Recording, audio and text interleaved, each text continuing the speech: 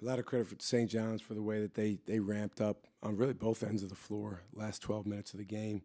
Thought our guys did a great job, the first 2 rounds of the second half, playing with aggressiveness.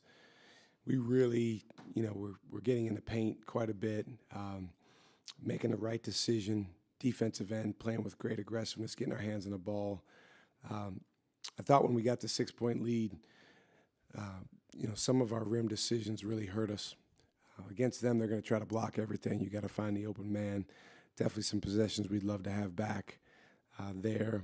And then, on the other end of the floor, we just weren't quite tough enough on whether it was offensive rebounding. We held them to 33% from the field, so you'll take that any day of the week. But, Hopkins, too many opportunities in the paint. He's a load. And obviously the foul, them getting to the foul line that many times in the second half hurt us. That stretch offensively where you couldn't get the shots to fall, what did you see on those rim decisions? What would you want to see better? Well, we get in the paint and we get, shots in the paint as much as anybody. I mean, statistically, I think we're in the top 5 or 6 in the country. But honestly, some of those shots we need to pass up, when there's multiple guys trying, especially a team like St. John's that's so athletic and active.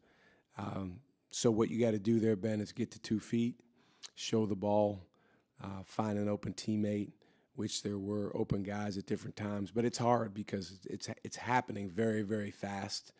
And these are some of the same situations maybe earlier in the half where guys finished, but they had more of an angle. So we'll watch that, and guys will see there was definitely some teammates to play to. We just got to keep getting better at it. The size of Zuby and Bryce, how much stress does that put on your defense? Well, I thought those guys, there was a cumulative effect of them. I thought Ben Gold and Caden did a heck of a job on Zuby. I think Zuby's as valuable as any player in our league, and they did a good job keeping him from getting angles. But Zuby has incredible competitive stamina, so as the game wore on, he was able to get a few opportunities around the basket that he cashed in on. Hopkins, I mean, the guy was a monster against us 3 years ago at Providence. So, guys don't get worse. He's old and he's smart, and he picks his spots. He did a heck of a job getting to the foul line.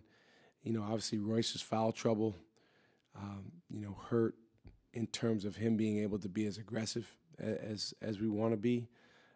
But as a team, we have to find a way to win anyway. And we just didn't have quite enough. This is the first place team in our league. I thought our guys did a good job going toe to toe with them for a while, but you got to step forward. And I think actually the defensive end, we played well enough on defense most of the possessions in the second half to win. Offensively, we have to get more opportunities when they're swarming and converging for open guys, and then make them pay when we get those. Nigel, another big game tonight. Just what's the biggest thing that's caught your attention? What's the biggest thing that's impressed you the most about the way he's grown this year? And what would you like to see him add to his game moving forward? I think the biggest thing with NJ is there's a mental clarity he has, and honestly a connection with what we're trying to go do as a team. There's no cloudiness or clutter in his mind, which allows him to play in complete attack mode. It is exciting because there is incredible room for growth for him in a lot of ways. He's got the ball in his hands so much. I think he's in the top 1 percentile in the country for usage, meaning that, there's a lot of times where the possession ends with a shot, an assist, or a turnover from him. And, a lot of times good things are happening when that occurs. Just got to keep getting better at making some of those rim decisions. I mean, he is way, way out there compared to anyone else in our league at getting shots at the rim. I mean, it's like an outlier out there in the graph. But his finishing at the rim can continue to get better and grow. by, being even a little bit selective sometimes when there's 2, 3, 4 guys. He's a phenomenal passer. But, man, like I said, the play happens really, really fast, and it's making that read. What's exciting is it's just going to continue to slow down for him. Then, we're asking so much of him on the offensive end. Defensively, he's gotten so much better this year, but there's a ton of room for growth for him there too, defeating screens, sustaining his stance, just his sturdiness off the ball. But it's so exciting because nobody wants to win more than him. And the great thing is after every game, he wants to look at what can I do better. He's not trying to run away and hide from that. And I just appreciate how connected he is with me. And that's going to pay dividends down the road. Chase tonight 2 for 9, Ben 2 of 5. Those two are your senior leaders. Just what more do you need to see from them, especially in some of those clutch time situations? I mean, I think with Chase, there were some finishes. Obviously, we'd love to have him. He's not trying to miss, but it's been a challenging year for Chase. It's been a challenging year for Ben, maybe for different reasons. Ben's really banged up. I mean, him even playing, he's a warrior. I give him so much credit. Those two guys are used to a lot of winning. I think through their first 3 years, they won as much as anyone has through their first 3 years. But the way you have to handle that as a senior is, we talked about this in the locker room actually afterward with our whole team. You have to put everything you have into the next opportunity. Otherwise, you have no chance. And I think that's what more we need, is just to keep putting everything they have into it, including the connection with teammates.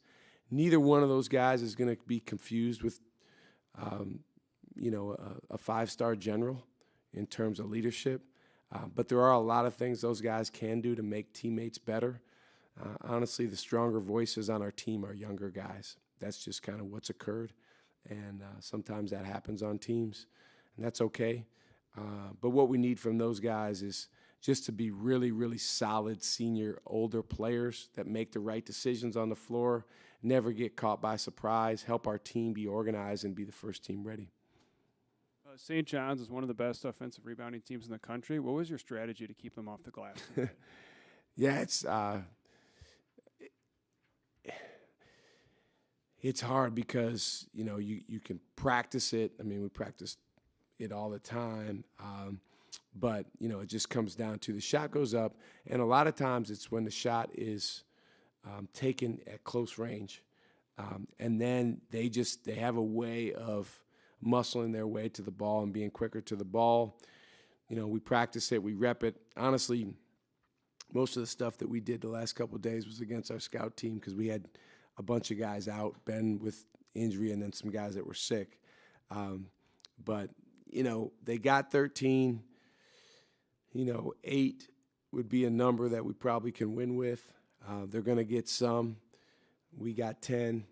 I thought we did a better job keeping them from scoring in the paint. But then you got to keep them off the foul line a little bit more. Again, defensively, the way we played in the second half, we can win with that. We got to be a little bit better on offense, a little bit sturdier, make the right read, make the right pass. I know you gave an update on Sean a couple of weeks ago, but it doesn't seem like he's progressing. Just where's he at right now? Yeah, I'm glad you asked. I actually meant to say something in the open. Sean's not going to be able to play the rest of the year. Just the timing doesn't work out, for him to be physically able. So he'll be unavailable for us the rest of the year. He's played in 8 games. I mean, is that possible for him to get a medical red shirt? Well, he redshirted last year, so he wouldn't be able to get a red shirt. Potentially maybe a medical hardship, which is a little bit different. But those are all things that get looked at, kind of retroactively. Not the most ideal setting to ask you this, but you talked about evolving last weekend, sort of your team evolving. Yeah. Are you looking at sort of the state of college basketball as a whole when you're coming up with that? Because the game has changed so much this year, and there's been a lot of craziness going on. So how much does that impact your talk of evolving for your team? You can ask me that anytime. Yeah, of course. Yeah, looking at the state of college basketball, constant conversation with our staff, our AD, Mike, about, what makes sense for us here at Marquette. I said evolving because it's not a thing in the future. It's right now. And I think, part of that evolution is understanding that rosters they're just built differently. I mean, even than 2-3 years ago, they're built differently than they have in the past. I think, for us, we, made a decision 4 years ago. So after my first season here, to, not take any Division I transfers.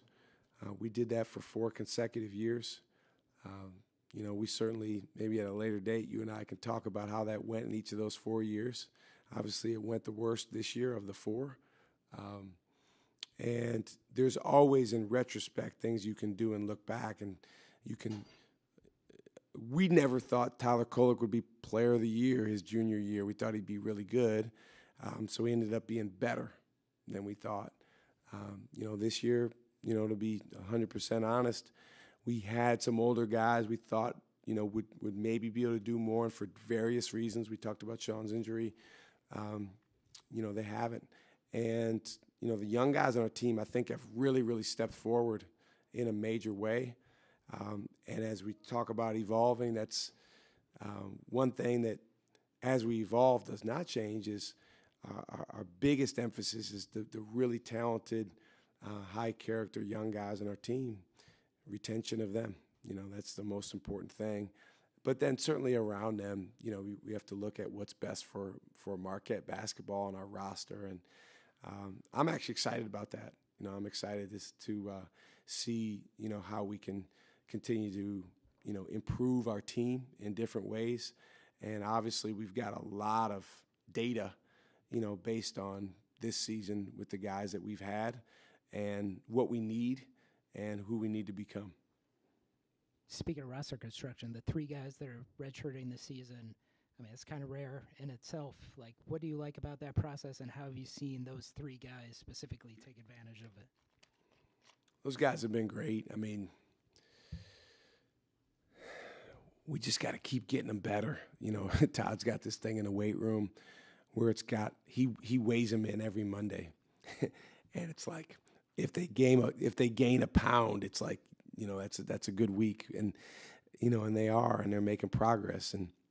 But it's a process. It's a long process. I looked at it the other day. There's 36 weeks and 5 days until those guys are eligible to play a game. And so we're just trying to, fight to grow them as people, get them sturdy.